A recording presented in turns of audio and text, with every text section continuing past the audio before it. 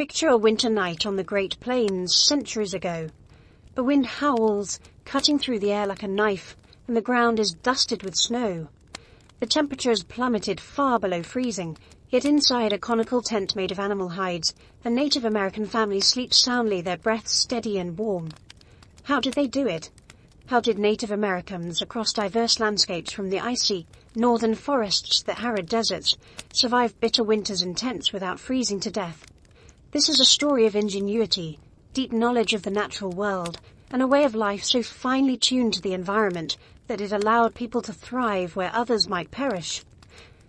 Let's step into their world, starting with the tent itself, the teepee, the wigwam, the hogan, and uncover the secrets of their warmth, their resilience, and their remarkable lives. The teepee, iconic to the Plains tribes like the Lakota, Cheyenne, and Blackfoot, was a masterpiece of design. It wasn't just a shelter, it was a portable home, engineered for survival in extreme conditions.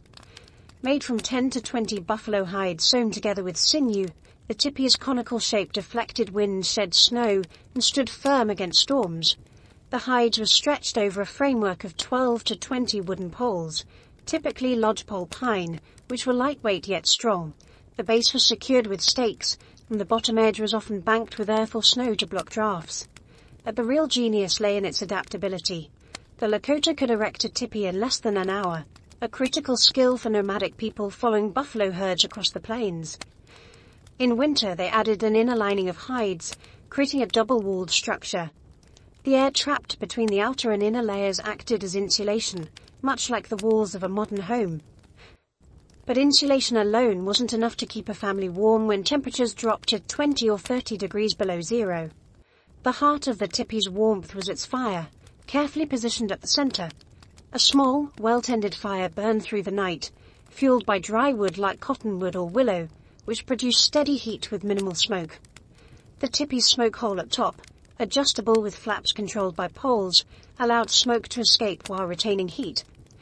By angling the flaps into the wind, the Lakota created a natural draft, pulling smoke upward and drawing fresh air in through small gaps at the base. This ventilation system was so efficient that a teepee could remain warm and smoke-free even during a blizzard. The fire's embers cast a soft glow, and the family slept on thick buffalo robes, their bodies cocooned in layers of fur, their heads resting on pillows stuffed with grass or deer hair. Across North America, other tribes had their own shelters, each tailored to their environment. In the northeast, the Algonquin and Iroquois built wigwams, dome-shaped structures of bent saplings covered with birch bark or woven mats. These were less portable than teepees, but equally effective against cold. The birch bark was waterproof and insulated, and a layer of snow packed around the base added extra protection.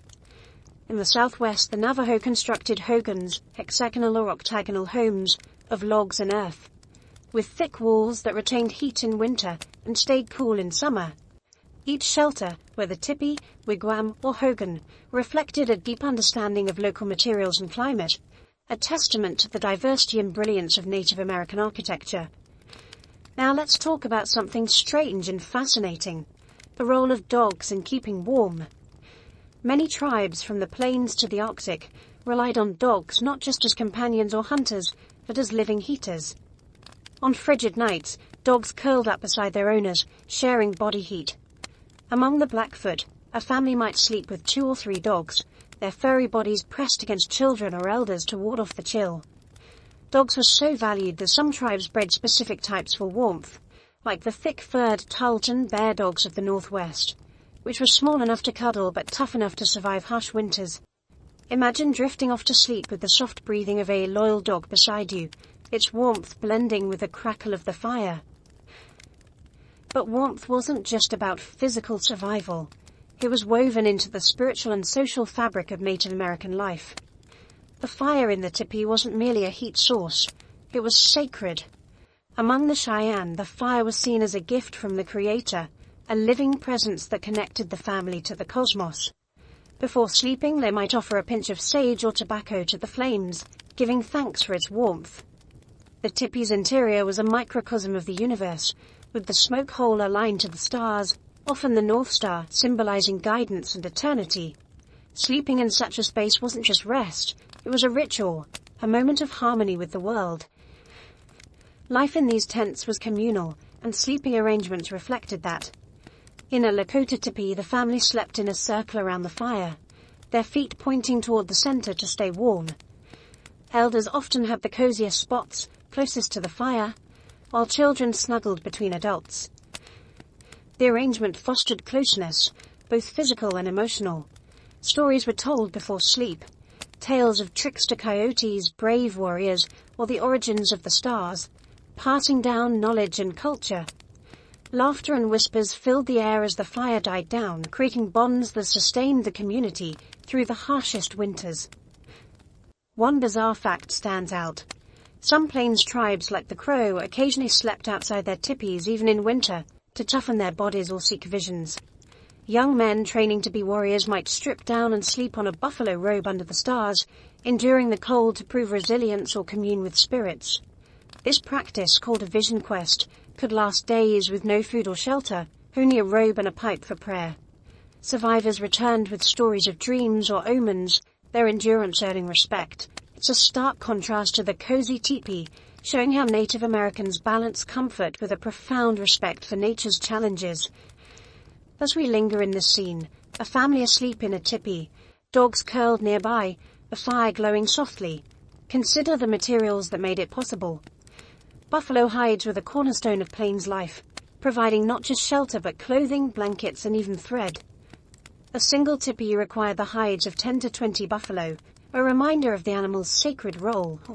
Women, who were the architects and builders of teepees, tanned these hides with meticulous care, scraping away fat, soaking them in a solution of brains and water, and smoking them to make them soft and waterproof. The process took weeks, and the result was a material so durable it could last years, even in constant use. But what about food, water, and daily life in winter? How did Native Americans sustain themselves in these tents, surrounded by snow and ice? That's where our story heads next, into the rhythms of survival, the clever ways they stored food, and the surprising ways they turned winter's challenges into opportunities. For now, imagine yourself in that teepee, wrapped in a buffalo robe, the wind howling outside but powerless to reach you. This was no mere tent. It was a fortress of warmth, a cradle of culture, and a testament to human ingenuity. The teepee stands like a sentinel against the winter storm, its buffalo hides taut and unyielding, the fire within casting a soft, flickering glow across the faces of a sleeping family.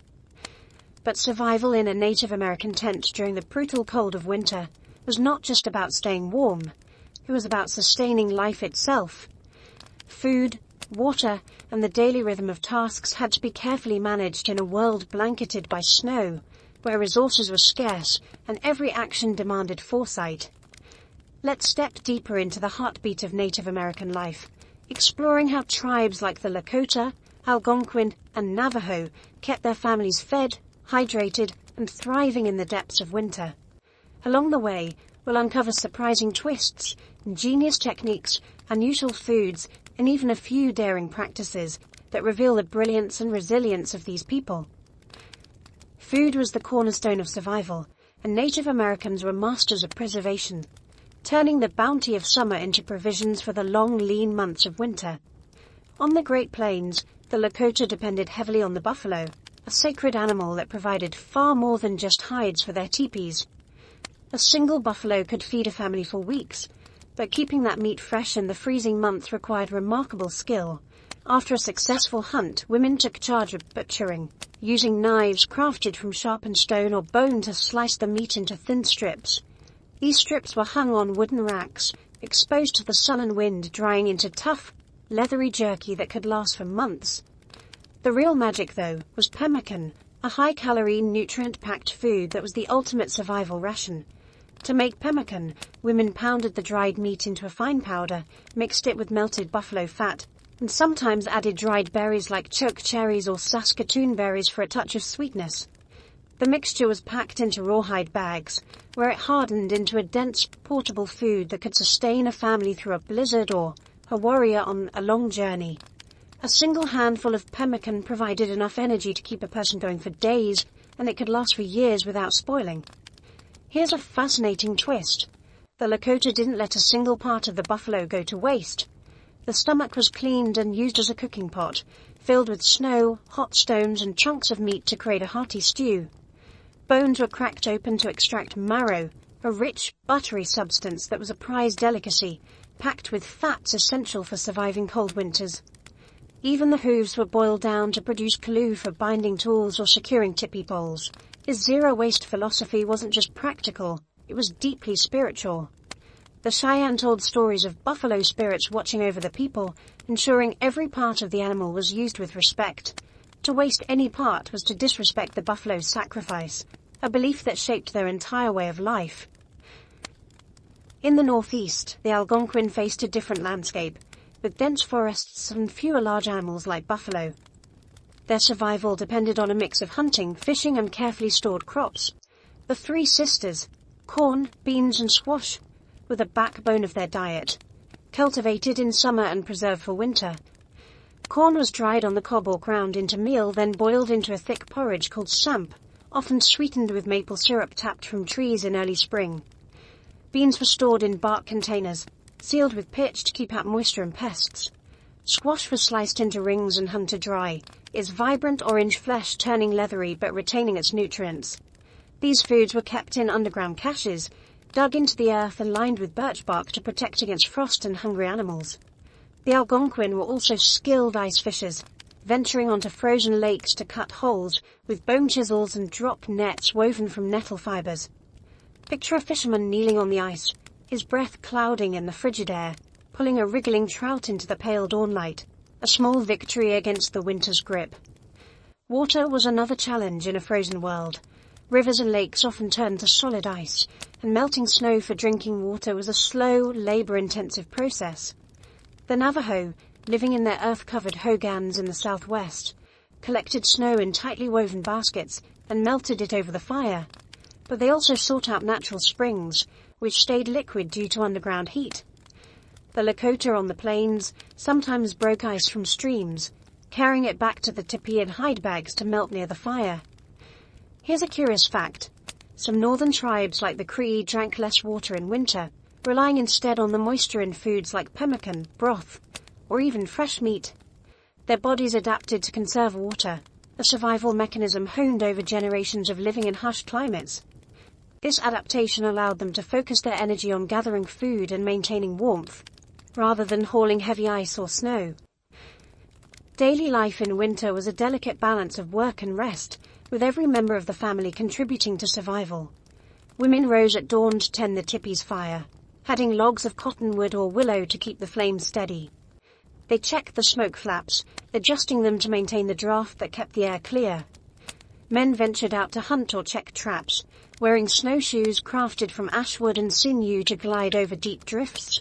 Children pitched in with smaller tasks like gathering kindling from nearby trees or pounding dried meat into powder for pemmican. But winter was also a time for community and connection. Inside the teepee or wigwam, families gathered to repair tools, sew clothing, or carve new arrowheads. The Lakota played games like the moccasin game, where players took turns hiding a small object, like a bone or bead, under were 4 moccasins, guessing its location amid laughter and friendly bets of beads or small trinkets. These moments of joy weren't just entertainment, they strengthened the bonds that held a community together, keeping spirits high when the cold seemed endless. Now, let's explore something truly wild, the use of sweat lodges in the dead of winter. Many tribes, including the Sioux and Ojibwe, built small, dome-shaped lodges covered with hides or bark, creating a sacred space for cleansing and renewal. Inside, stones were heated at a fire until they glowed red, then sprinkled with water to produce clouds of steam. Even in freezing temperatures, people entered these lodges, stripped down, and sat in the intense heat, sweating out impurities and praying for strength. Afterward, they might step outside and roll in the snow or plunge into an icy stream, a shocking contrast that invigorated the body and spirit. This wasn't just a physical act, it was a spiritual rite, believed to purify the soul and connect the individual to the Creator. The Sioux called it a nipi, a ceremony of rebirth, and it was especially common in winter, when the harsh conditions made spiritual resilience as vital as physical survival. Imagine the sensation, emerging from a steamy lodge, your skin tingling as snowflakes melt against it, feeling alive and renewed in the face of winter's bite. Clothing was another critical layer of survival. The Lakota wore buffalo robes, with the fur side turned inward for maximum warmth, sewn together with sinew and often decorated with porcupine quills or glass beads traded from Europeans. Moccasins were lined with dried grass or rabbit fur, and mittens made from deer hide protected hands from frostbite. In the Arctic, the Inuit crafted parkas from caribou skin, with hoods fringed with wolverine fur, which resisted frost build-up from breath. The Navajo, after the arrival of the Spanish, wove blankets from sheep wool, creating intricate patterns that served as both art and insulation. These garments weren't just functional, they were expressions of identity, with designs that told stories of clans, hunts, or spiritual beliefs. A Lakota woman's dress, embroidered with blue and red quills, might depict her family's history, while a Navajo blanket's geometric patterns carried symbols of harmony and balance. Here's a cool and slightly strange detail. Some tribes used body paint as a form of insulation. The Blackfoot, for instance, mixed bear grease with red ochre and applied it to their skin before venturing into the cold. The grease created a barrier against wind and moisture, while the ochre added a layer of spiritual protection, believed to ward off evil spirits or bad luck. This practice was especially common during winter hunts, when warriors faced prolonged exposure to the elements. Picture a Blackfoot hunter, his face streaked with red, moving silently through the snow, his body shielded by a combination of natural ingenuity and sacred tradition. Winter brought unique dangers, like frostbite or the threat of starvation. The Cheyenne had a remedy for frostbite that might surprise you. They gently rubbed the affected area with snow to restore circulation, then applied warm, not hot, buffalo fat to soothe the skin and prevent further damage. To avoid starvation, tribes like the Crow practiced strict rationing, eating small portions of pemmican or dried roots to stretch their supplies. But they also knew how to find food in the most unlikely places. The Ojibwe harvested wild rice from frozen marshes, using sticks to knock grains into canoes, even in winter. The Apache gathered mesquite pods, grinding them into a sweet, nutty flour that could be baked into cakes. These foods, often invisible to outsiders, were lifelines in lean times, proof of the tribe's intimate knowledge of their environment. The teepee glows faintly under a sky heavy with stars, the fire's embers casting soft shadows on the buffalo hide walls. Outside, the winter wind sings a low, mournful song, but inside, the Lakota family sleeps, wrapped in robes, their dreams woven with the stories told before bedtime. For Native Americans, surviving the cold in tents like the teepee, wigwam, or hogan wasn't just a matter of physical endurance, it was a spiritual journey. Every aspect of life, from building a shelter to preparing food, was infused with meaning, guided by beliefs that connected the people to the earth, the sky, and the unseen forces that shaped their world. Let's step into this sacred realm, exploring the rituals, ceremonies, and beliefs that sustained tribes like the Lakota, Algonquin, and Navajo through the harshest winters, with a few surprising and profound practices that reveal the depth of their spiritual lives. For the Lakota, the teepee itself was more than a home. It was a sacred space, a reflection of the universe. Its circular base mirrored the horizon, the poles reaching toward the sky symbolized the connection to the heavens, and the smoke hole at the top aligned with the stars, often the North Star, which they called the star that does not walk. This alignment wasn't accidental, it was a deliberate act of harmony, placing the family at the center of creation. Before sleep, the fire was fed with cedar or sage, its smoke carrying prayers to Wakantanka, the Great Spirit. The act of tending the fire was a ritual, a way of giving thanks for warmth and life. Imagine a grandmother sprinkling a pinch of sage into the flames, her soft words blending with the crackle, asking for protection through the night. The spiritual life of winter was rich with ceremonies, many of which took place inside the tent. The Lakota held the inipi, or sweat lodge ceremony, even in the coldest months. As we touched on earlier, the sweat lodge was a small, dome-shaped structure of willow branches covered with hides, where heated stones created steam for purification. But what's remarkable is how the ceremony tied the physical act of staying warm to the spiritual act of renewal. Participants entered the lodge to pray, sing, and sweat, cleansing their bodies and spirits. The steam was seen as the breath of the earth, and the darkness inside represented the womb of creation. After hours of intense heat, they emerged into the snow, their bodies steaming in the cold air, feeling reborn. This wasn't just a way to stay warm, it was a profound act of faith, a reminder that life persists even in winter's grip. Here's something fascinating and a bit strange. Some tribes, like the Ojibwe, believed that winter was a time when spirits were especially active. The long dark nights were thought to thin the veil between the physical and spiritual worlds, making dreams more vivid and significant. In their wigwams, the Ojibwe paid close attention to dreams, believing they carried messages from ancestors or spirits. An elder might interpret a dream of a white owl as a warning of danger, while a dream of a bear could signal strength for the coming spring. To encourage these visions, some Ojibwe practice fasting before sleep, even in winter, eating only a small portion of wild rice or dried fish. This fasting wasn't just about discipline, it was a way to open the mind to the spirit world, inviting guidance for the community. The Navajo, in their hogums, had their own winter rituals, often centered around storytelling and healing ceremonies. The hogam's octagonal shape was sacred, its door facing east to greet the rising sun, a symbol of renewal. In winter, Navajo families gathered for the Blessing Way, a ceremony to restore balance and harmony. A singer, or hatali, led the family in chants, using corn pollen and sacred objects to bless the hogan and its inhabitants.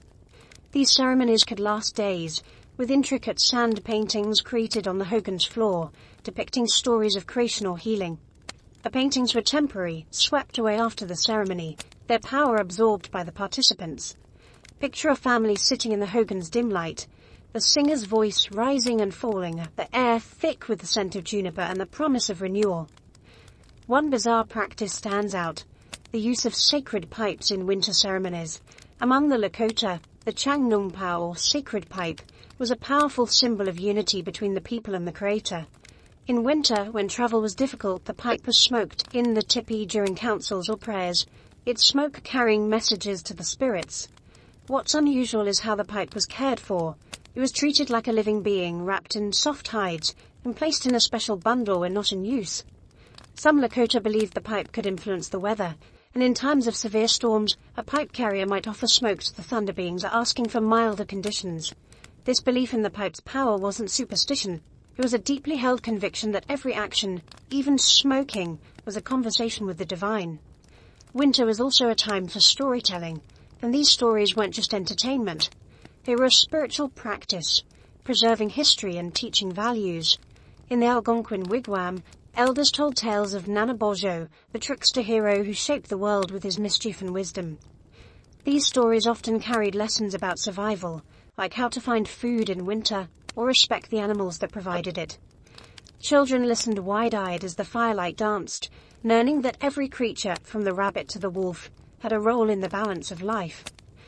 One odd detail, some Algonquin stories were only told in winter, when the snakes and spirits were asleep, as telling them in summer might anger the spirits and bring bad luck. This seasonal storytelling was a way to honor the rhythm of the earth, ensuring harmony with its cycles. The spiritual life extended to daily tasks, like preparing food or maintaining the tent. For the Cheyenne, cooking was a sacred act. A woman might pray over the pemmican stew, thanking the buffalo for its sacrifice, or sing softly while grinding corn, inviting blessings into the meal. The act of sewing a teepee's hides was equally meaningful. Women used awls made from elk antler, and each stitch was a prayer for the family's safety. The Navajo wove their blankets with intention, believing the patterns carried protective energy. A blanket with a zigzag design might symbolize lightning, invoking strength, while a diamond pattern represented the 4 sacred mountains of their homeland. Here's a cool fact. Some tribes, like the Blackfoot, used music to connect with the spirit world in winter. They played flutes made from cedar or bone, their haunting melodies believed to call spirits or soothe restless ancestors.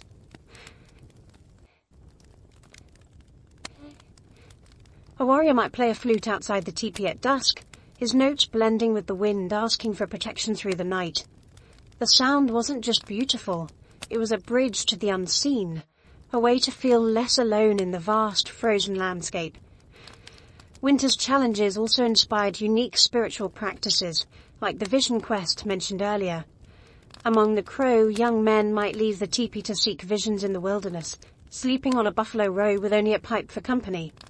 In winter, this was especially grueling, as they faced freezing temperatures and hunger to prove their courage and receive guidance from spirits. A vision of an eagle might signal leadership, while a wolf could mean stealth and loyalty. These quests weren't just for warriors.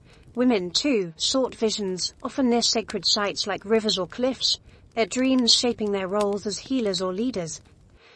As the family in the teepee drift to sleep, the smoke from the fire curls upward, carrying their prayers to the stars. The spiritual world wasn't separate from daily life. It was woven into every moment, from the way they built their tents to the stories they told. This connection gave them strength, turning the cold, dark months into a time of reflection and renewal. Next, we'll explore how Native Americans moved through the winter landscape, from hunting to traveling, and the ingenious tools and techniques that kept them safe on the move. The teepee stands steadfast in the snow-dusted plains, its smoke hole releasing a thin wisp of warmth into the starry night. Inside, the Lakota family rests, their dreams filled with the echoes of stories and prayers. But life in winter wasn't confined to the tent. Native Americans were often on the move, hunting, trading, or relocating to follow resources. Traveling through a frozen landscape, whether the windswept Great Plains, the snow-laden forests of the northeast, or the rocky deserts of the southwest, required extraordinary skill, tools, and knowledge. Let's journey with tribes like the Lakota, Algonquin, and Navajo as they navigated winter's challenges, uncovering the ingenious ways they moved, hunted, and thrived on the move, along with some surprising and bold practices that reveal their mastery of the environment. For the Lakota, winter travel was a necessity, especially for nomadic plains tribes who followed buffalo herds to sustain their way of life. The buffalo didn't stop moving in winter, and neither did the people. But trudging through deep snow or across icy rivers was no simple task. The Lakota relied on snowshoes, crafted from ash or willow frames laced with strips of rawhide. These snowshoes distributed their weight, allowing them to glide over drifts that would otherwise swallow their legs.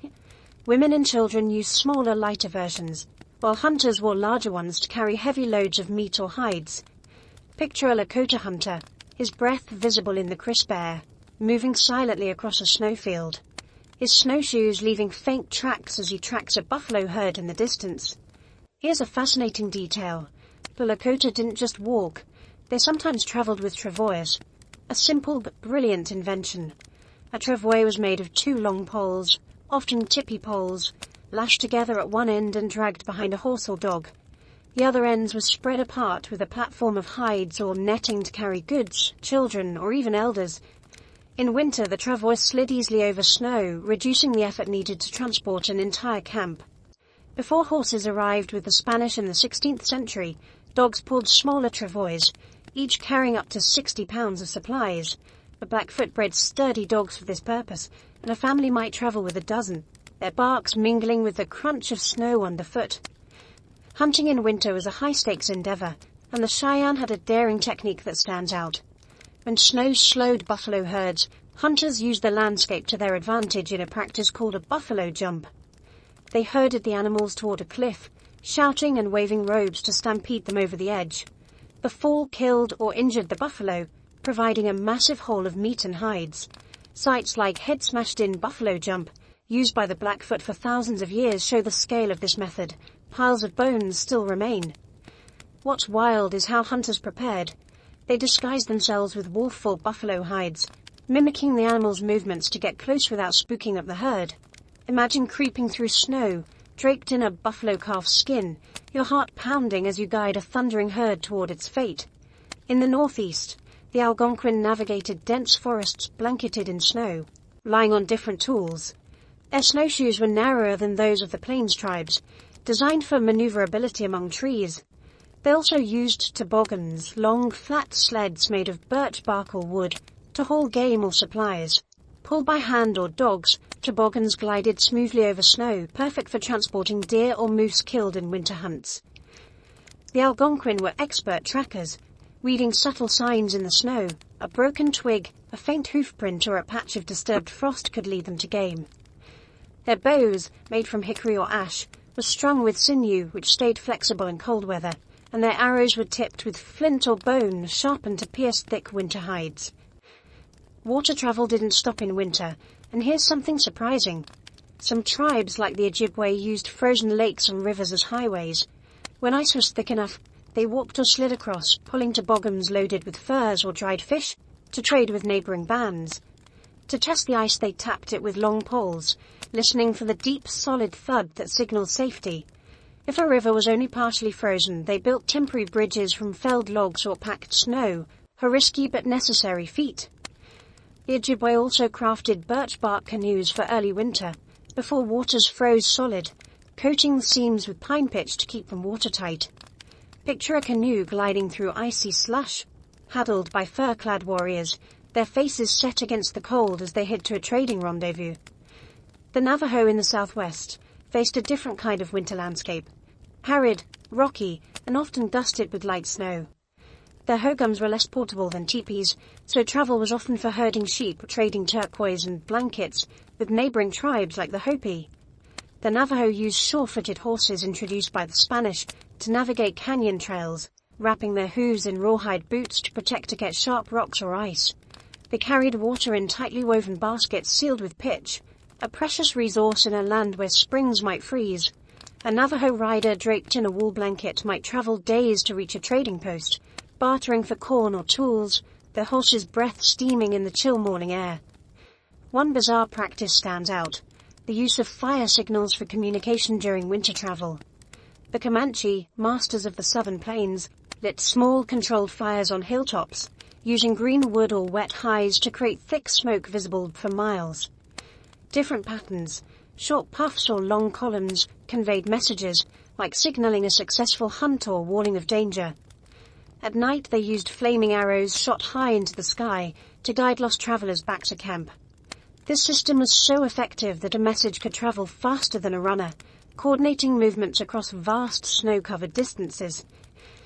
Winter travel wasn't without peril. Blizzards could blind travelers, and frostbite was a constant threat. The Lakota treated frostbite by rubbing snow gently on the skin to restore blood flow, then applying warm bear grease to soothe and protect. To avoid getting lost, they used the stars as guides, with the Big Dipper pointing to the North Star, a beacon for navigation. The Algonquin marked trails with bent saplings or notches in trees, creating paths visible even under snow. These markers weren't just practical, they were a form of communal trust, left for others to follow, a silent promise of safety. Here's a cool fact. Some tribes like the Cree sang traveling songs to keep spirits high and maintain rhythm during long treks.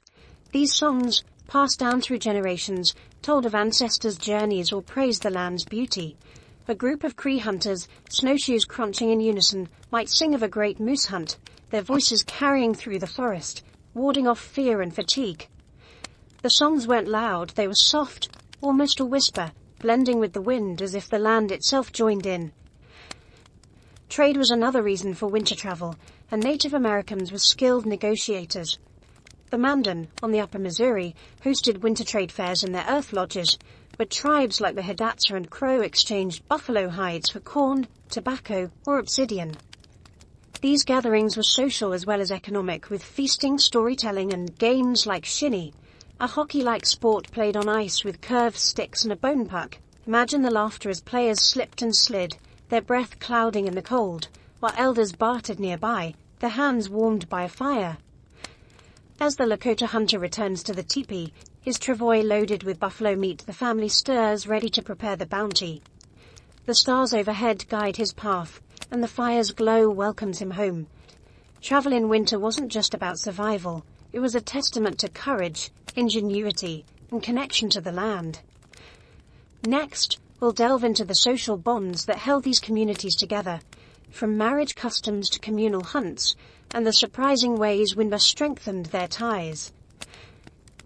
The teepee's fire crackles softly, its light dancing on the faces of the Lakota family as they share a meal of pemmican stew, the scent of sage lingering in the air.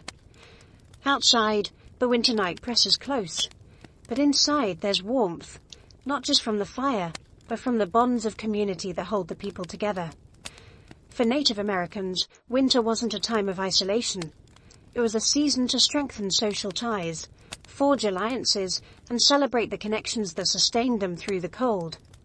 From marriage customs to communal hunts, tribes like the Lakota, Algonquin, and Navajo wove intricate networks of kinship and cooperation, creating a social fabric as resilient as their tents. Let's step into this world of relationships, exploring how winter shaped their communities with some surprising and vibrant traditions that reveal the heart of Native American life. Winter was a time for coming together, and for the Lakota, the teepee was the hub of social life. A single teepee might house an extended family, parents, children, grandparents, and sometimes aunts or uncles, sleeping in a circle around the fire, their feet toward the center for warmth. This arrangement wasn't just practical, it symbolized unity, with the fire as the heart of the family. During the day, women worked side by side, tanning hides or sewing moccasins, their laughter and stories filling the air. Men gathered to carve bows or repair snowshoes, sharing tales of hunts or planning for spring. Children played nearby, rolling hoops made of willow or tossing snowballs, their giggles echoing through the camp. These moments of togetherness weren't fleeting, they were the glue that held the Lakota together, especially in winter's harsh embrace. Here's a fascinating detail. The Lakota organized their winter camps with precision, reflecting their social structure. Teepees were arranged in a circle, mirroring the sacred hoop of life, with the chief's teepee often at the center or facing east toward the rising sun. Each family's place in the circle was determined by kinship and status, creating a living map of relationships. The camp's layout fostered cooperation. Neighbors shared food, tools, or firewood, and elders visited teepees to offer wisdom or settle disputes.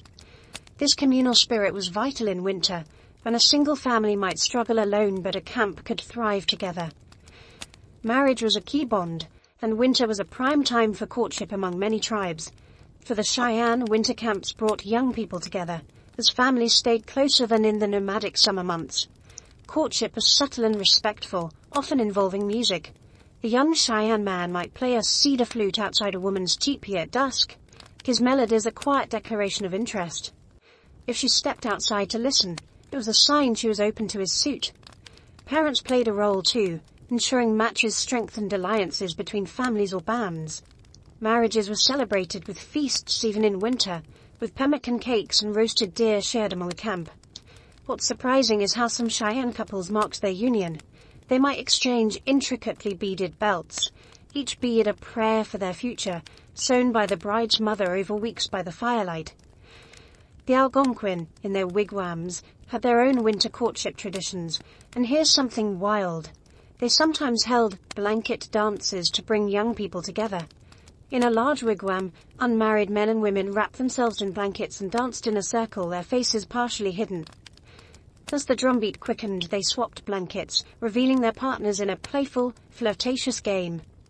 Elders watched, chuckling as matches sparked, knowing these dances could lead to marriages that strengthened the community. The Algonquin valued equality in marriage. Women had significant say in choosing partners, and a bride's skills like weaving mats or cooking were as prized as a groom's hunting prowess. Communal hunts were another way winter forged bonds, and the Blackfoot had a remarkable approach. In winter, when buffalo herds were harder to find, the Blackfoot organized large-scale hunts involving entire bands. Men scouted for days, reading tracks in the snow, while women prepared drying racks and children gathered wood. When the herd was spotted, the camp moved as one, using tactics like the buffalo jump or surrounding the herd in a crescent formation. The hunt's success was shared equally. Every family received meat and hides, ensuring no one went hungry. What's cool is how the Blackfoot celebrated afterward. They held dances in a large teepee, with drummers chanting and hunters reenacting the chase, their movements mimicking the buffalo's gallop.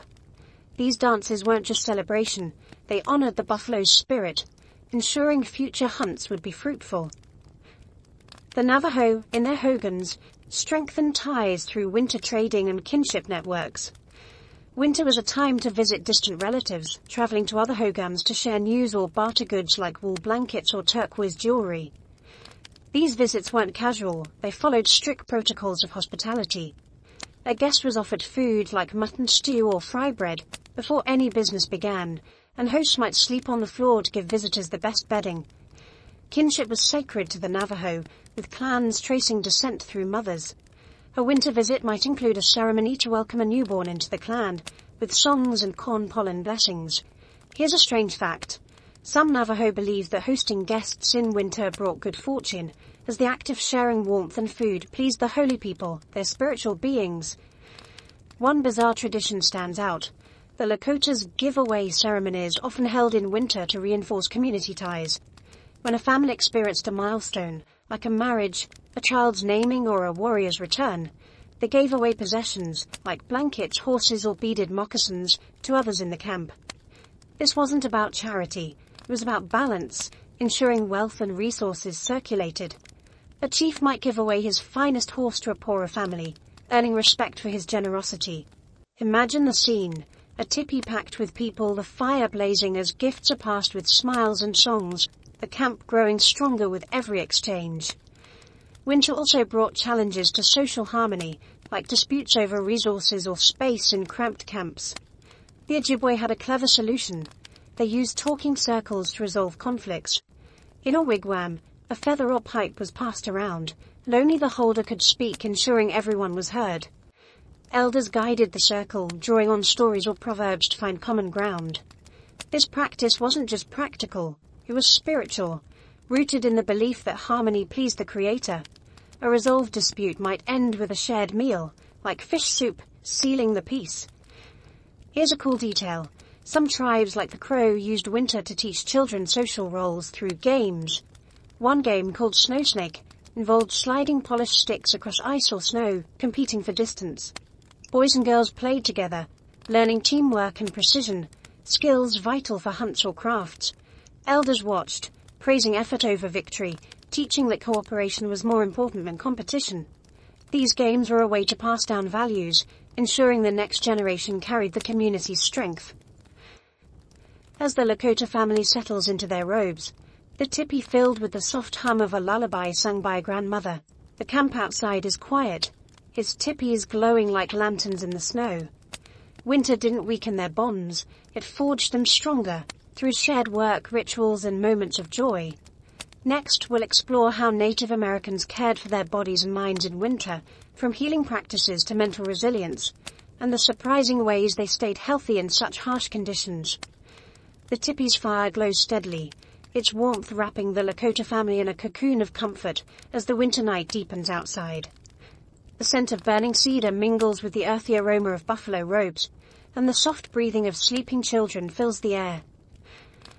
But survival in a Native American tent during the frozen months wasn't just about food, shelter, or community. It was about keeping the body healthy and the mind strong against the relentless cold and isolation. Tribes like the Lakota, Algonquin, and Navajo developed remarkable healing practices and mental resilience strategies, blending practical remedies with spiritual wisdom. Let's explore how they cared for themselves in winter, uncovering the ingenious medicines, rituals, and surprising traditions that kept them thriving, body and soul, in the harshest season. Winter brought unique health challenges. Frostbite, colds, and the strain of scarce food tested even the hardiest. The Lakota were skilled healers, using plants and animal products to treat ailments. For frostbite, they applied a salve of bear grease mixed with crushed yarrow leaves, which soothed skin and reduced inflammation. Colds were treated with teas brewed from willow bark, rich in salicin, a natural painkiller similar to aspirin, or sage, which cleared congestion. These remedies were prepared in the teepee, with women boiling water over the fire in buffalo stomach containers, the steam rising like a prayer. The knowledge of plants was passed down through generations, often by women, who memorized the properties of roots, bark, and berries found, even in winter's sparse landscape. Here's a fascinating detail. The Lakota used hot stones not just for cooking but for healing. To ease muscle pain or warm a sick child, they heated smooth river stones in the fire, wrapped them in soft hides, and placed them against the body. This early form of heat therapy increased blood flow and relaxed muscles, a simple but effective way to combat winter's toll. Imagine a mother gently pressing a warm stone to her child's chest, singing softly as the heat soothes a cough, the teepee's fire casting a gentle glow over the scene. The Algonquin, in their wigwams, had their own winter remedies, often tied to the forest. They chewed spruce needles rich in vitamin C to prevent scurvy, a common winter ailment when fresh fruits were unavailable. For fevers, they brewed tea from cedar leaves, believed to cleanse the body and spirit. The Algonquin also used sweat lodges for healing, not just spiritual renewal. A sick person might enter the lodge to sweat out illness, guided by a healer who chanted and sprinkled herbs like sweetgrass on the hot stones. What's surprising is how they managed infections. They applied poultices of moss, which grew under snow and had natural antibacterial properties, to wounds or sores.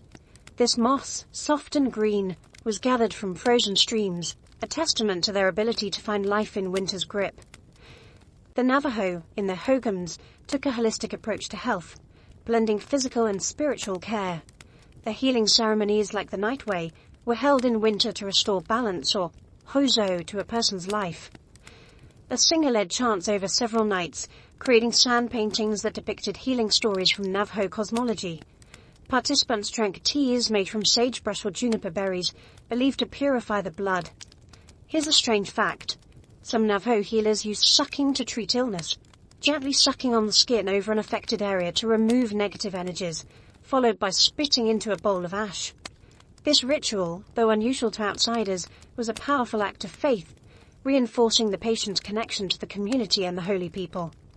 Mental resilience was just as critical as physical health, especially in winter's long, dark months.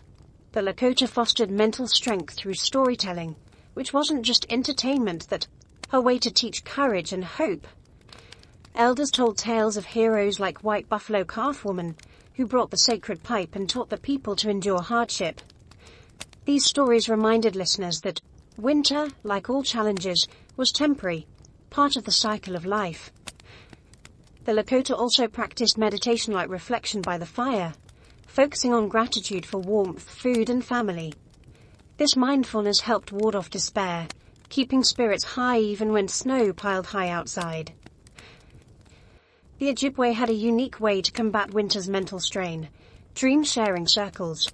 In the wigwam, family members shared their dreams each morning, believing they held clues to emotional or spiritual health. An elder might interpret a dream of a storm as a sign of inner turmoil, advising the dreamer to pray or offer tobacco to the spirits. This practice wasn't just therapeutic, it built trust, as sharing dreams required vulnerability. Here's a cool twist. Some Ojibwe crafted dream catchers in winter, weaving nets of sinew and feathers to hang above sleeping areas. These weren't just decorative. They were believed to filter out bad dreams, ensuring restful sleep and mental clarity. Winter's isolation could strain even the strongest minds, but the Navajo countered this with communal work. In the hogan, families wove blankets together, the rhythmic clack of the loom a soothing backdrop to conversation. Weaving wasn't just a craft, it was a meditation, with each thread a prayer for harmony. The Navajo also held winter games, like stickball, played on frozen ground with teams of men and women competing fiercely. These games released tension and fostered camaraderie, with laughter echoing through the cold air as players chased a leather ball with curved sticks. One bizarre healing practice stands out: the Cheyennes' use of smudging to cleanse both body and mind. They burned bundles of sage or sweetgrass, wafting the smoke over themselves or the teepee's interior to dispel negative energies or illness. During a winter sickness, a healer might smudge a patient chanting softly, believing the smoke carried away spiritual impurities. This practice was so integral that even healthy families smudged their teepee regularly, ensuring a harmonious space. Imagine the scene: a Cheyenne elder waving a smoldering sage bundle, the smoke curling upward, blending with the fire's glow as the family breathes deeply, feeling renewed. Children were taught resilience early, and the Blackfoot had a striking method. They encouraged kids to play in the snow, even barefoot for short periods. This wasn't cruelty. It was training, building tolerance to cold and teaching respect for nature's power. Afterward, children warmed their feet by the fire, wrapped in rabbit fur moccasins, listening to elders praise their bravery. This practice strengthened both body and mind, preparing the young for a life of endurance. Food played a role in health too. The Cree in their northern forests ate pemmican mixed with cranberries, which boosted immunity with antioxidants. The Apache roasted agave hearts, dug from under snow, providing a sweet, nutrient-rich food that lifted spirits. These small dietary choices weren't random. They were calculated to keep the body strong and the mind alert. As the Lakota family drifts to sleep, the teepee's warmth and the healer's chants linger in their minds, a reminder that health was a balance of body, spirit, and community. Winter's challenges were met with wisdom, from plant medicines to dream sharing, creating a resilience that went beyond survival.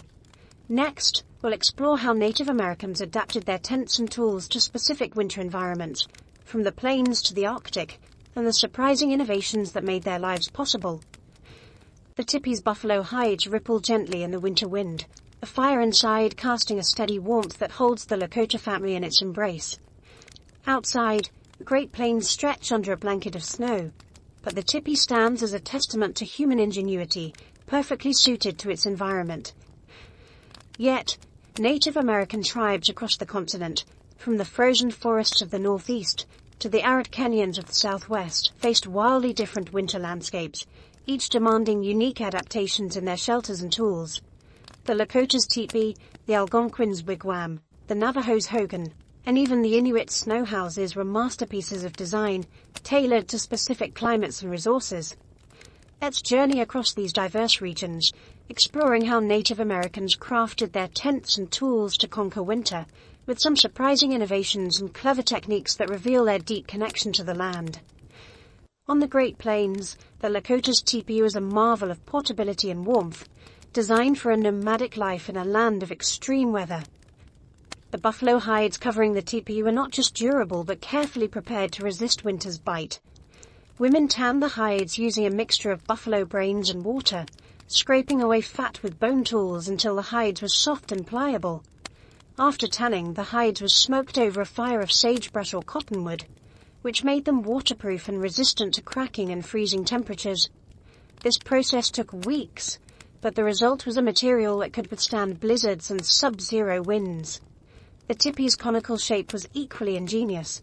It shed snow easily, unlike flat roof structures, and its narrow top reduced heat loss.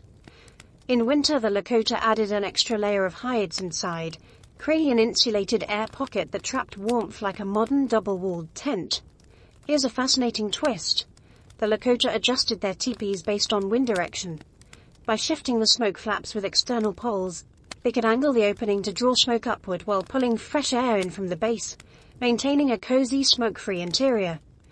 During severe storms, they banked snow around the teepee's base, creating a natural barrier against drafts. This wasn't just practical, it was a dialogue with the environment, using the wind and snow as allies rather than enemies. Imagine a Lakota woman standing outside in the dawnlight, her breath clouding as she adjusts the smoke flaps, ensuring her family's warmth for another day. In the northeast, the Algonquin's wigwam was built for a different kind of winter, one dominated by heavy snow and dense forests. Unlike the portable teepee, wigwams were semi-permanent, designed to stay in place for months. The frame was made of flexible saplings like birch or willow, bent into a dome and lashed together with spruce roots. The covering was typically birch bark, peeled in large sheets during spring when it was supple, then layered like shingles to repel water and snow. In winter, the Algonquin packed snow around the wigwam's base, much like the Lakota, but they also added woven mats of cattail or reeds inside for extra insulation. These mats were lightweight yet effective, trapping heat while allowing the wigwam to breathe, preventing moisture buildup that could lead to mold. What's surprising is how the Algonquin used the forest itself as a tool. They selected campsites sheltered by evergreen trees, which acted as natural windbreaks and reduced snow accumulation. To keep their wigwam secure, they drove stakes deep into the frozen ground, sometimes heating the fire first to pierce the frost. Inside, a small fire pit was lined with stones to radiate heat, and the Algonquin hung furs or blankets to create partitions, keeping sleeping areas extra warm. This attention to detail made the wigwam a snug haven, even when temperatures plunged and snowdrifts piled high. In the southwest, the Navajo's hogan was a fortress against the region's cold, dry winters. built with logs or stone and covered with packed earth. The hogan's thick walls absorbed heat from a central fire during the day and released it slowly at night, keeping the interior stable. The door always faced east, welcoming the morning sun, which provided both warmth and spiritual renewal. In winter, the Navajo sealed cracks with clay or mud, ensuring no cold air seeped in. They also dug a shallow pit inside the hogan for the fire, lined with stones to prevent scorching the earth floor. This design was so effective that a hogan could stay warm with just a small fire, even when snow dusted the desert landscape. Here's a wild innovation. The Navajo sometimes use sheepskins as an extra layer of insulation. After the Spanish introduced sheep in the 16th century, the Navajo became skilled herders, shearing wool for blankets and using the pelts to line hogan walls or cover doorways. These skins trapped heat and added a soft, cozy texture to the interior. Picture a Navajo family gathered in their hogan, the firelight reflecting off a sand painting on the floor, as they wrap themselves in wool blankets, the sheepskins overhead swaying gently in the draft. In the Arctic, the Inuit took adaptation to an extreme with their igloos, temporary snow houses that were architectural wonders. Using a bone or antler knife, they cut blocks of hard-packed snow and stacked them in a spiral, creating a dome that was both strong and insulating. The snow's air pockets trapped heat, and a small seal oil lamp provided enough warmth to keep the interior above freezing, even in -40 degrees Fahrenheit weather. The Inuit lined the igloo floor with caribou hides and built a low tunnel entrance to block wind, with a hide curtain to seal it. Here's a bizarre fact. The Inuit sometimes slept directly on snow platforms inside the igloo, covered with thick furs, because the snow's insulation kept them warmer than the ground. They also carved small ventilation holes to prevent carbon monoxide buildup, showing a sophisticated understanding of airflow. Tools were just as critical as shelters, and winter demanded specialized equipment. The Lakota crafted ice fishing spears from sharpened bone, used to stab fish through holes in frozen rivers. The Algonquin made snow shovels from moose shoulder blades, perfect for clearing paths or digging out wigwams after a storm. The Navajo used digging sticks, hardened in fire to pry roots or agave from frozen soil. The Inuit's hulu, a crescent-shaped knife, was a multi-tool, used to cut snow blocks, butcher seals, or scrape hides. These tools weren't just functional, they were crafted with care, often decorated with carvings or beads, reflecting pride in their purpose. One cool detail stands out: the Blackfoot's use of snow goggles to prevent snow blindness. They carved narrow slits in pieces of wood or bone, tying them over their eyes to block the sun's glare off snow. This simple invention allowed hunters to track game for hours without eye strain, a critical advantage in winter's bright, reflective landscape. Imagine a Blackfoot hunter, his face framed by these goggles, scanning the horizon for elk, his vision sharp despite the blinding snow. Winter adaptations extended to clothing too. The Lakota wore mittens stuffed with buffalo hair, which was lighter and warmer than fur. The Algonquin used rabbit pelts to line hoods, their softness preventing chafing in bitter winds. The Inuit sewed waterproof boots from sealskin, using grass as insulation to wick away moisture. These innovations weren't random. They were the result of centuries of trial and error, passed down through stories and hands-on teaching. As the Lakota family tends their teepees fire, adjusting the smoke flaps to keep the warmth in, they embody a legacy of adaptation. Each tribe's shelter and tools were a love letter to their environment, crafted with respect for its challenges and gifts. Next, we'll explore how Native Americans used winter to create art and express their culture, from beadwork to storytelling, and the surprising ways these creations strengthened their communities. The teepee's fire burns low, its embers casting a warm golden light across the Lakota family as they settle into their buffalo robes. The winter wind hums outside, but within the tent there's a quiet hum of activity. Fingers threading beads, a soft voice weaving a story, the faint scratch of a bone tool carving wood. Winter wasn't just a time for survival among Native Americans, it was a season of creation, when tribes like the Lakota, Algonquin and Navajo turned long, dark nights into opportunities for art and cultural expression. From intricate beadwork to epic storytelling, these creations weren't mere pastimes, they were acts of identity, resilience and community. Let's step into this vibrant world. exploring how winter inspired art across Native American tribes, with some surprising and beautiful traditions that reveal the soul of their cultures. For the Lakota, winter was a time to transform raw materials into works of art, and beadwork was a centerpiece. Women gathered around the teepees fire, their hands deftly threading tiny glass beads, traded from Europeans, or porcupine quills dyed with natural colors from roots and berries. These beads adorned moccasins, dresses, and saddlebags, creating patterns that told stories of family, nature, or spiritual beliefs. A Lakota woman might sew a star design onto a child's moccasin, symbolizing guidance from the heavens, or a zigzag pattern on a warrior's shirt, evoking lightning's power. The process was painstaking, thousands of beads stitched with sinew over weeks, but it was also communal, with women sharing stories or singing as they worked. The firelight glinted off the beads, turning the teepee into a gallery of living art. Here's a fascinating detail. The Lakota sometimes used quill work in winter to honor buffalo. Porcupine quills, softened in water and dyed red with chokecherry juice or yellow with sunflower seeds, were folded and stitched into intricate designs on buffalo hide robes. These robes weren't just clothing, they were ceremonial, worn during dances or given as gifts in winter giveaways. The quill's natural sheen caught the fire's glow, making the designs seem to dance. What's remarkable is the skill involved. A single quill could take minutes to place, and a robe might require thousands, a testament to the patience and pride woven into every piece. In the Northeast, the Algonquin turned winter into a season of storytelling, an art form as vital as any physical craft. In the wigwam, elders spun tales of creation, heroes and tricksters like Nana Bojo, their voices rising and falling with the fire's crackle. These stories weren't just entertainment, they preserved history, taught survival skills, and reinforced values. A tale about a hunter outwitting a bear might teach children to respect wildlife, while a story of a harsh winter overcome by unity inspired hope. What's surprising is how the Algonquin used props to bring stories to life. An elder might hold a carved wooden mask to represent a spirit or use a rattle made of turtle shell to mimic thunder. These performances turned the wigwam into a theatre, with children wide-eyed wrapped in furs as the tale unfolded.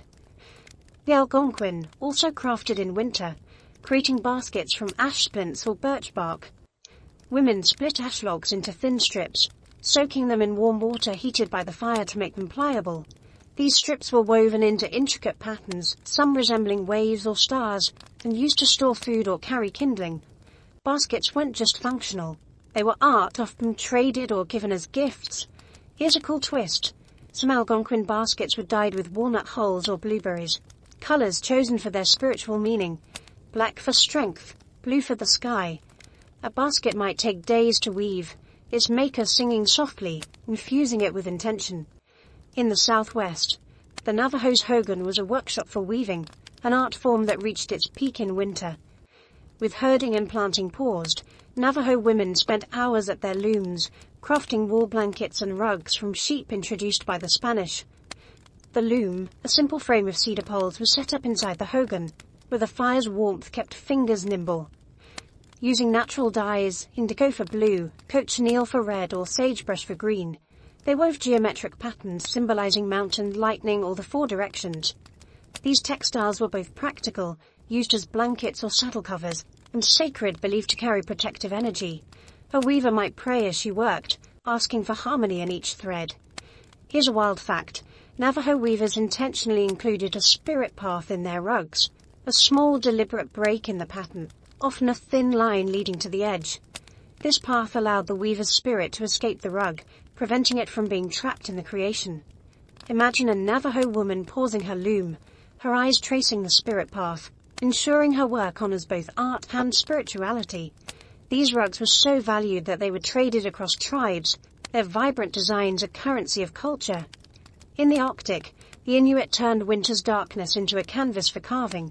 Using bone, ivory, or soapstone, they crafted figures of animals, spirits, or hunters, illuminated by the soft glow of seal oil lamps in their igloos. These carvings weren't just decorative.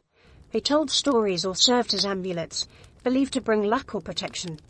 An Inuit carver might spend weeks shaping a walrus tusk into a bear, its curves catching the lamp's light, while children watched, learning the skill. What's bizarre is how the Inuit used their carvings in winter games. Small figures were tossed in a game called echigak, where players tried to catch them on a pointed stick, blending art with play to lift spirits during long nights. Music was another winter art form, and the Lakota's drum was its heartbeat. In the teepee, men crafted drums from hollowed cottonwood logs stretched with rawhide, painting them with symbols like buffalo or stars. These drums were played during winter ceremonies, their deep rhythm echoing through the camp, calling the community together. Flutes made from cedar or bone were also common, their haunting notes played by young men to court or pray. Here's a cool detail. Some Lakota flutes were carved with tiny holes shaped like stars, believed to let the music reach the heavens, carrying prayers with each note. Winter art wasn't solitary. It strengthened communities. The Cheyenne held winter sewing circles, where women gathered to embroider clothing with quills or beads, sharing gossip and advice. The Ojibwe carved wooden bowls together, passing tools and stories, teaching children patience. These acts of creation were acts of love, tying families and tribes closer. Even children contributed, painting rocks with ochre or stringing beads, their small hands learning the value of beauty and survival. As the Lakota family works by the fire, a woman beading a moccasin, a man carving a pipe, a child listening to a tale, the teepee becomes a sanctuary of creation. Winter's darkness didn't dim their spirits. It sparked their imagination, turning hides, wood and war into expressions of who they were. Next, we'll explore how Native Americans planned for the future in winter, from preparing for spring to passing down knowledge, and the surprising ways they ensured their way of life endured. The teepee's fire casts a steady glow, its warmth holding the Lakota family close as snow falls silently outside, blanketing the plains in white. The air inside is rich with the scent of cedar smoke and drying herbs, and the soft murmur of voices weaves through the quiet night. Winter was not just a season of survival for Native Americans, it was a time of preparation, a moment to look ahead to spring and ensure the cycle of life would continue. Tribes like the Lakota, Algonquin, and Navajo used the long, cold months to plan for the future, from repairing tools to teaching the young, all while preserving their traditions. Let's step into this world of foresight and wisdom, exploring how they prepared for the seasons to come, with some surprising and thoughtful practices that reveal their vision for continuity and renewal. For the Lakota, winter was a season to ready the tools and resources needed for spring's demands.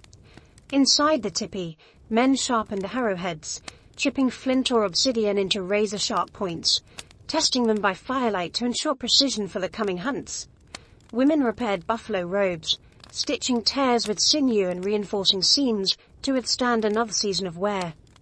They also prepared new teepee covers, tanning extra hides stored from fall hunts.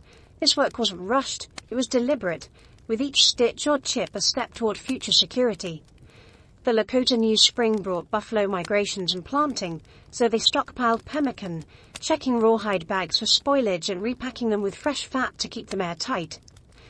These preparations ensured the camp could move swiftly when the snow melted, following the herds. Here's a fascinating detail. The Lakota used winter to map their travels for spring. Elders gathered in the teepee, drawing maps on the dirt floor or on softened hides, marking rivers, hills, and buffalo trails with charcoal or ochre. These maps weren't just practical, they were sacred, reflecting the land's spirit. A mark for a river might include a prayer for safe crossing, while a circle for a sacred hill carried stories of past hunts. Young warriors listened, memorizing routes, learning to read the land like a book.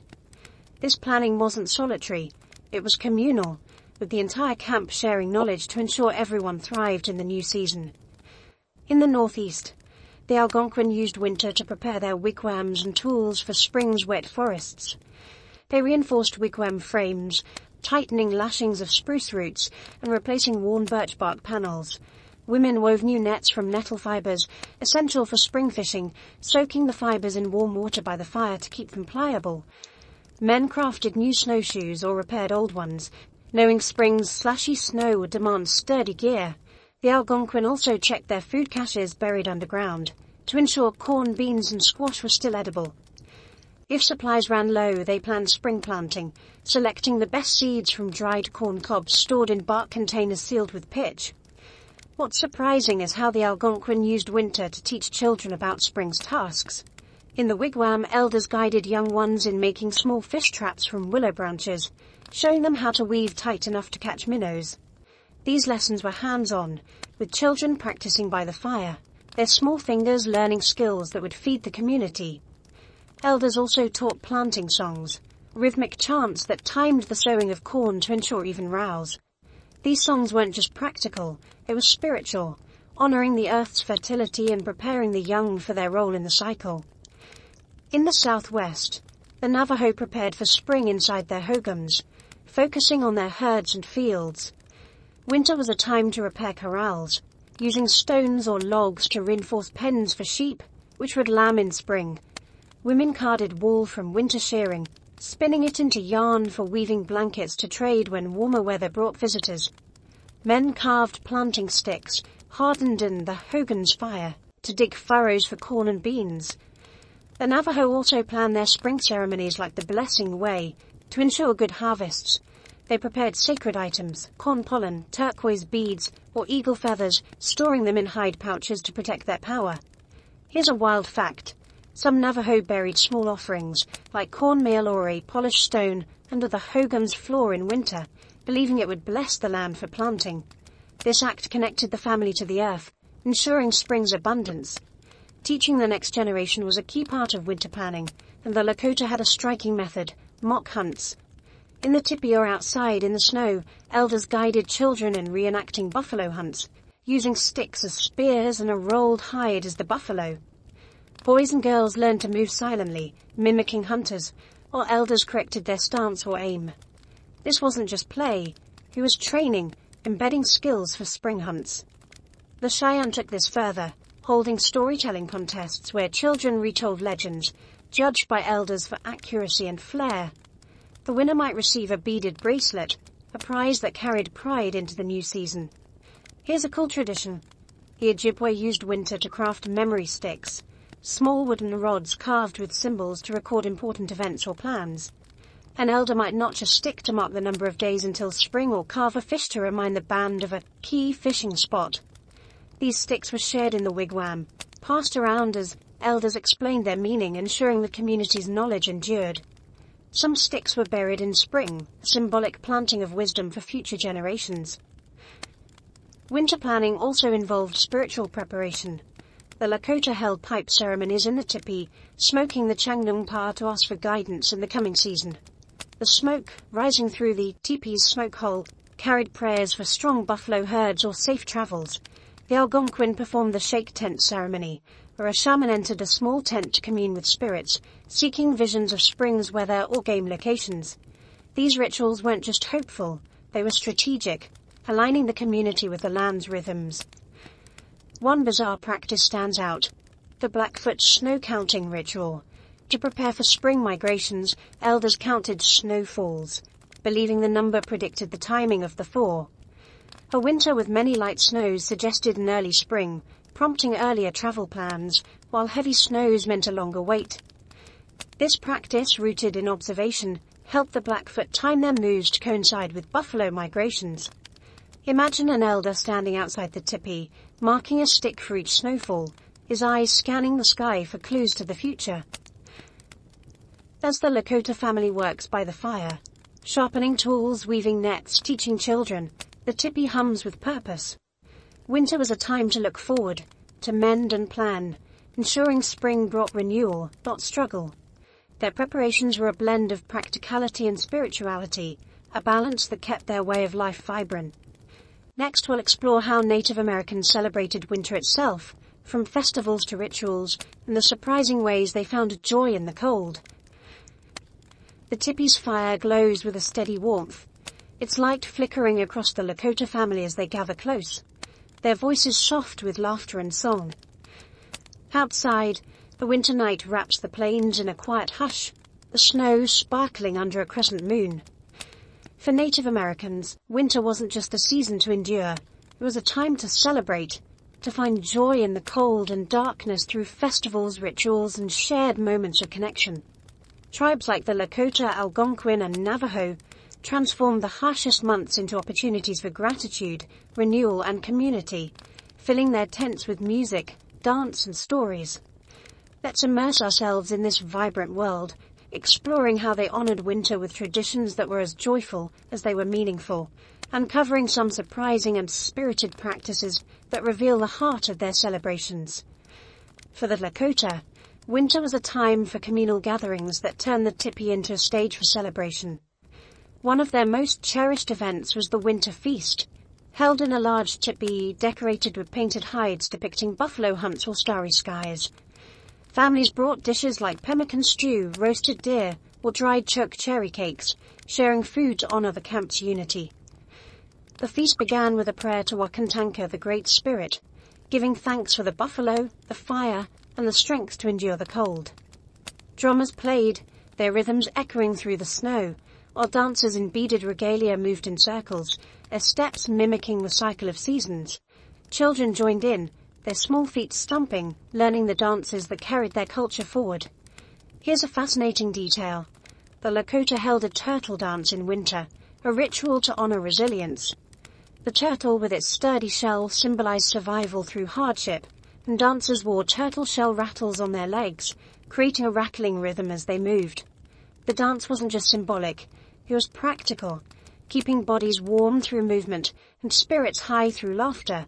Imagine the scene, a teepee packed with people, the fire blazing, as dancers spin, their rattles clattering, while elders nod in approval, their faces lit by pride.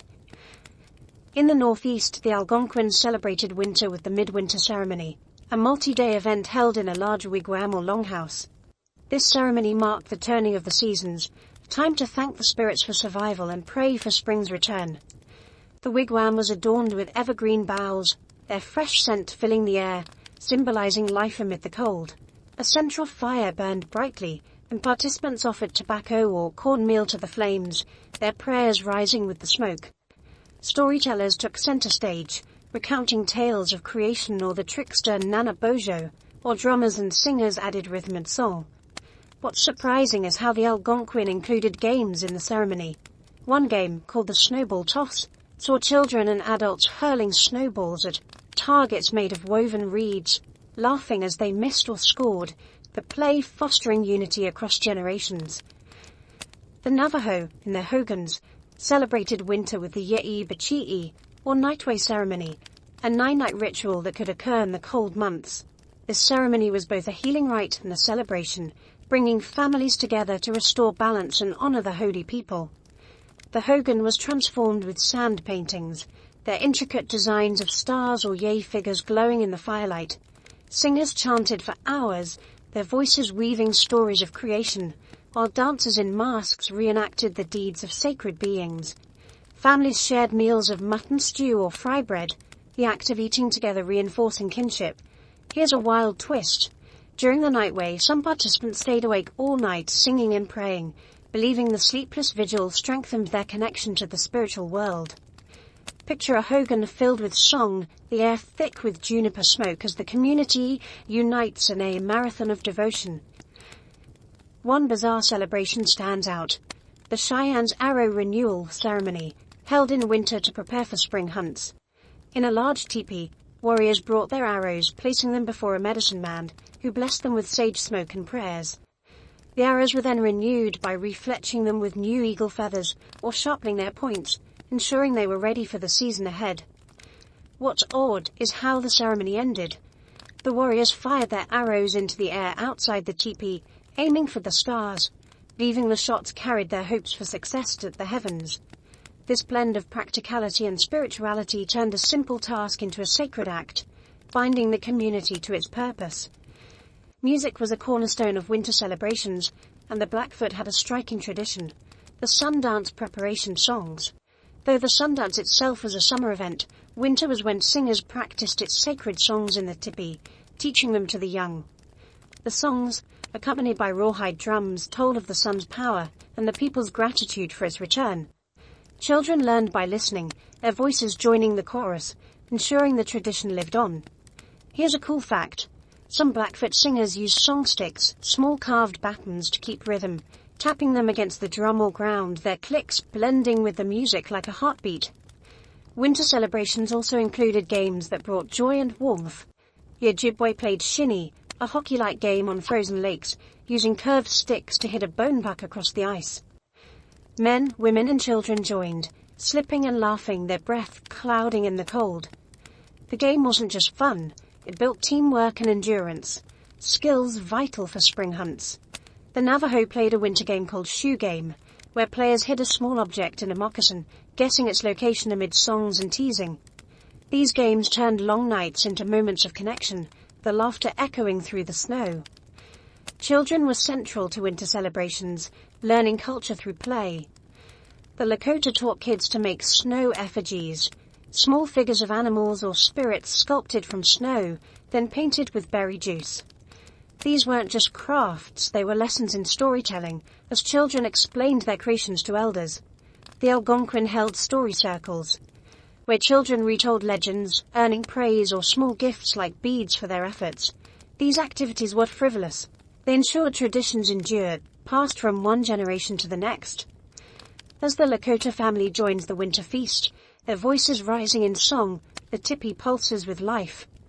The drum beats, the shared food, the dances, all celebrate winter not as a foe but as a partner, a season that strengthens the spirit. Winter celebrations were a reminder that joy could thrive in the cold, binding communities closer.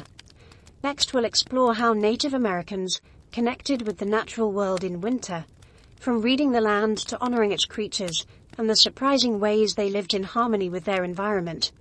The teepee stands resolute against the winter's chill, its buffalo hides glowing faintly under the starlit sky as the Lakota family rests within, their breaths mingling with the faint scent of sage smoke. Outside, the Great Plains stretch in silence, a vast canvas of snow and ice, alive with the subtle rhythms of nature. For Native Americans, winter wasn't a force to conquer but a partner to understand, a season that demanded respect and reciprocity. Tribes like the Lakota, Algonquin, Navajo, and Inuit lived in deep harmony with their environment, reading the land's signs, honoring its creatures, and adapting to its challenges with profound wisdom. Let's walk through their winter world, exploring how they connected with nature, from tracking animals to interpreting the sky, with some surprising and awe-inspiring practices that reveal their intimate bond with the earth. For the Lakota, the winter landscape was a living entity, filled with signs and stories. They read the snow like a book, noting the depth of drifts to predict spring's arrival, or the tracks of animals to guide hunts. A shallow paw print might signal a lean wolf, easy to outmaneuver, while a deep buffalo track suggested a healthy herd worth pursuing. The Lakota also watched the sky, believing the stars held messages. A bright, clear night with the Milky Way called the Spirit Road, visible through the teepee's smoke hole, was a sign of favor from Wakantanka, the Great Spirit. Before sleep, an elder might point to the stars, teaching children their names and stories, like the constellation of the buffalo, guiding hunters to spring herds. Here's a fascinating detail. The Lakota used snow itself as a tool for survival. During hunts, they packed snow into balls to clean blood from their hands, preventing the scent from alerting other animals. They also built temporary snow walls as windbreaks when traveling, piling snow into low barriers to shield small fires or sleeping areas.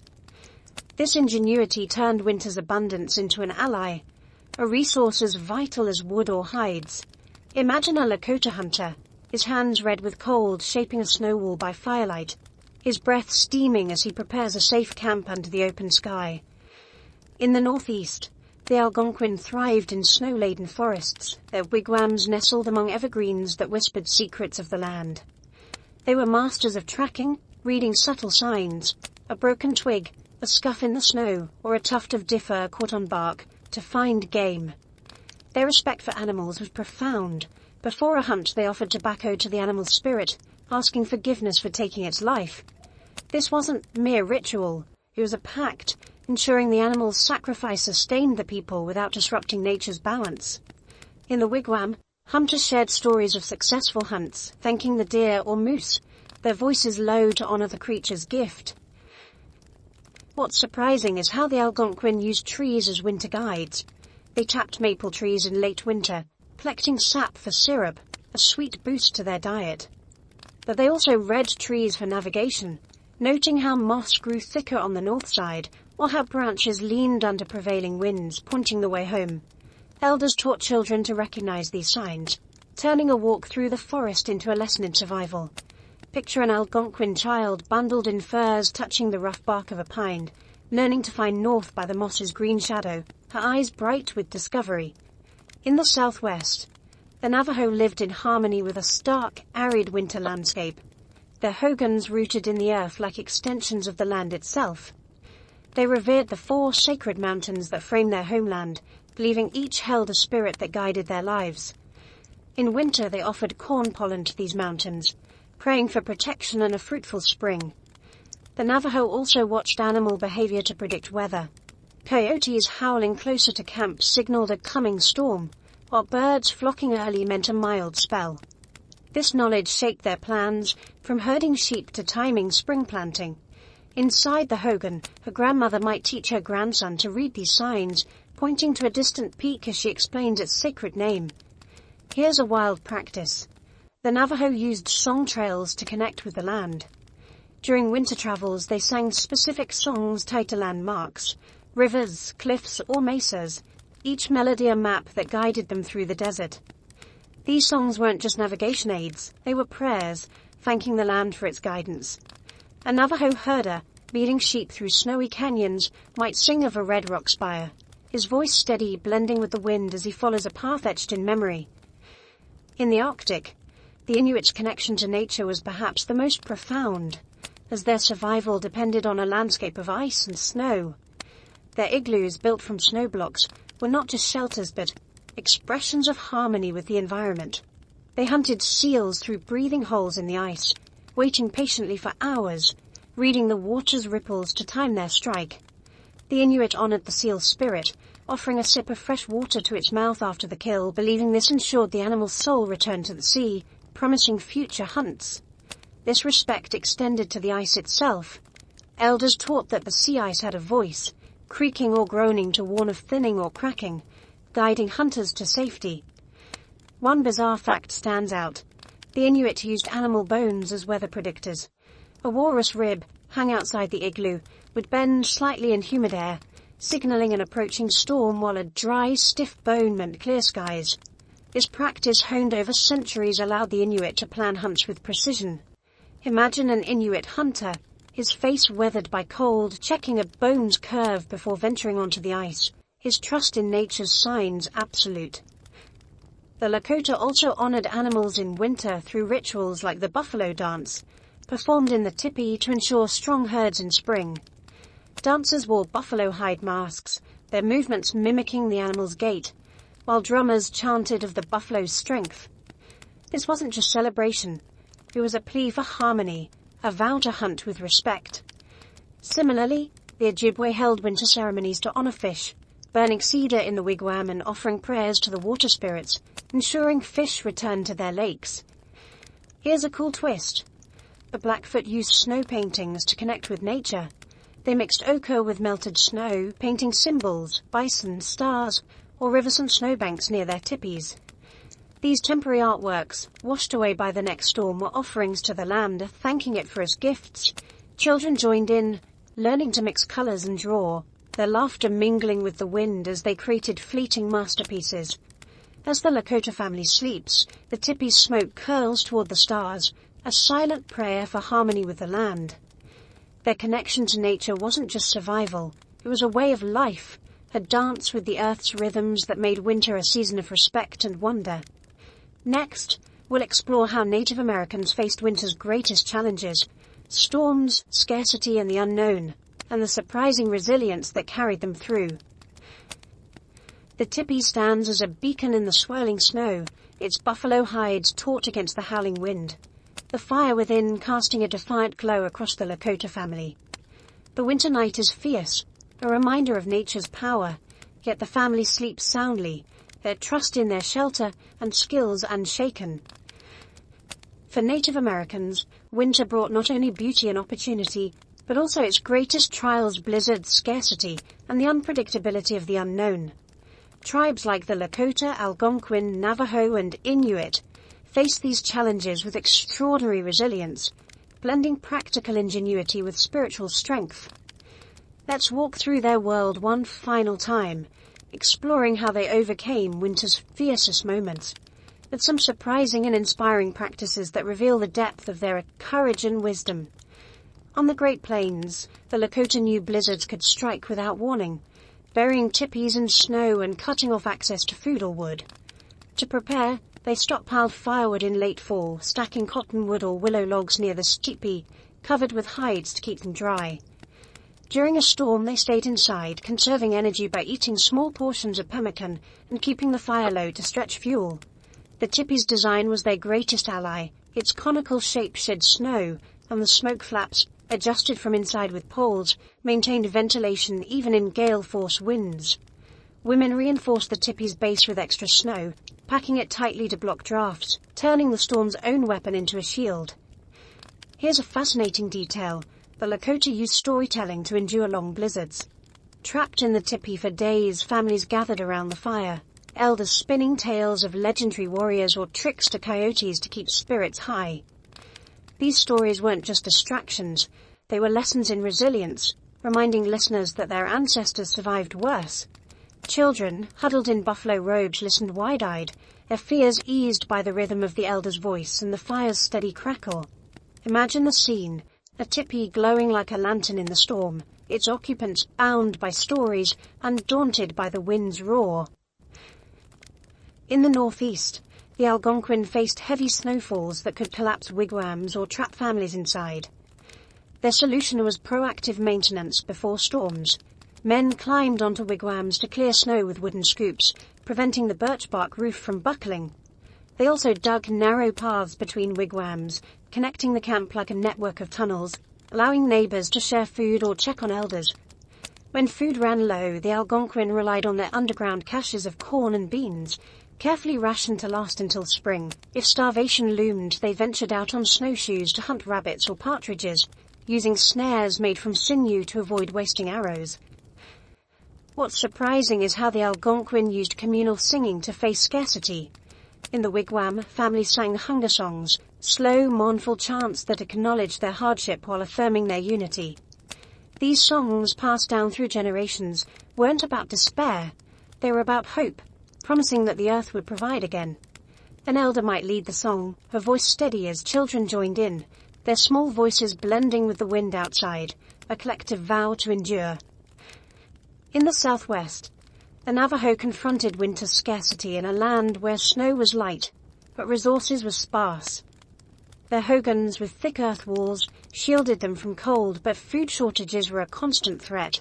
They rationed dried corn and mutton, eating small meals to stretch supplies, and supplemented their diet with wild foods like piñon nuts or yucca roots, dug from frozen soil with fire-hardened sticks. To combat thirst in a land of frozen springs, they melted snow in baskets over the hogan's fire, sipping it slowly to conserve energy. The Navajo also traded with neighbors like the Hopi, exchanging wool blankets for corn, their winter journeys forging alliances that eased scarcity. Here's a wild practice. The Navajo held stargazing vigils during hard winters. On clear nights, families stood outside the hogan, wrapped in blankets, watching the stars for signs of hope.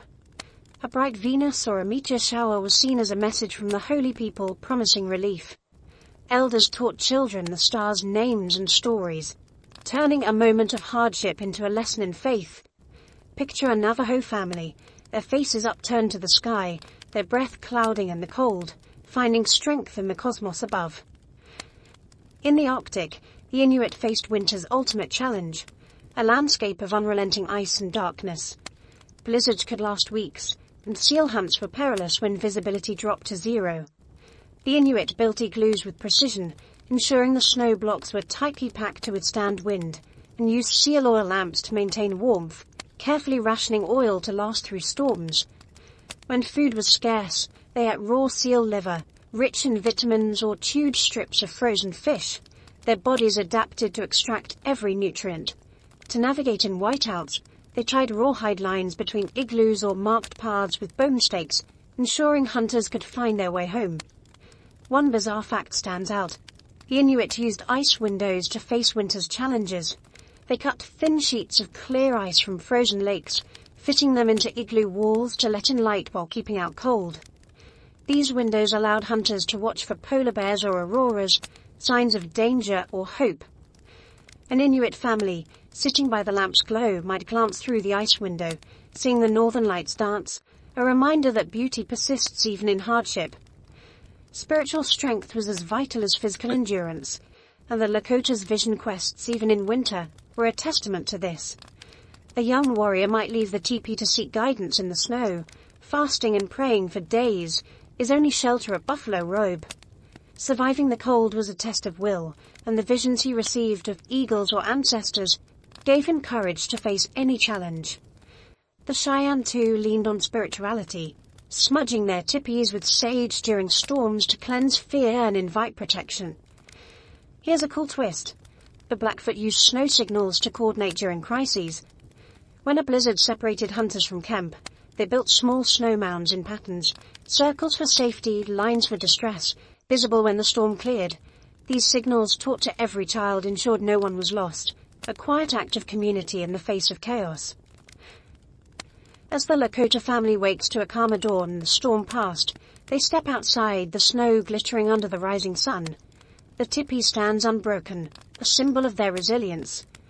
Winter's challenges, storms, hunger, the unknown were met with skill, faith, and unity, turning trials into triumphs. Their story from teepee to igloo is one of harmony with a fierce world, a legacy of courage that echoes through time. As we leave the teepee's warmth, we carry their wisdom. To face hardship with ingenuity, to find strength in community, and to see winter not as an enemy, but as a teacher.